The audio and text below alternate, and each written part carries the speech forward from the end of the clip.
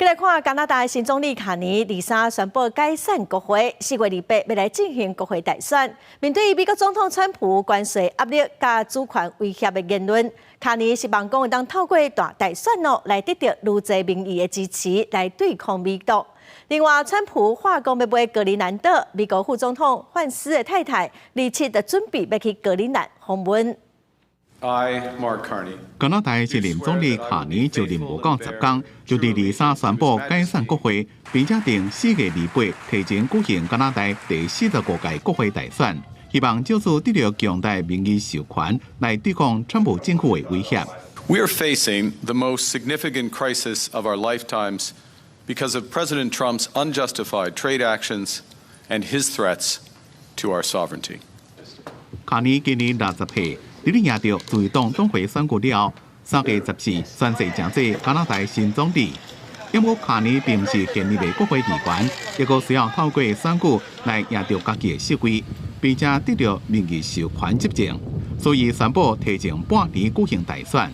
川普针对加拿大产品全面扣关税政策，将会伫咧4月初2实施，也几度辩讲要互加拿大成为美国第51州。 要安怎团结对抗美国，就是卡尼的竞选主张。President Trump claims that Canada isn't a real country. He wants to break us so America can own us. We will not let that happen. 卡尼上大的对手是保守党的党魁，今年45岁保利治。 保利治有20年的议会经历，是民粹主义者。伊对前总理杜鲁道处理新冠疫情、环境一个移民政策拢真不满。川普伫最近北讲，伊甲倾向甲加拿大自由党合作，也互保利治掠到机会拍反美牌。First of all, let me be clear. We will never be an American state. We will always be a sovereign and self-reliant country. 加拿大几多间民调显示。 自由党的支持率暂时领先保守党2到3.5分点，拢伫咧误差范围内。另外，川普继续放话，讲要买丹麦自治领土格陵兰，引起国际关注的时阵，美国副总统范斯的看手乌沙范斯3月27将会访问当地进行文化之旅。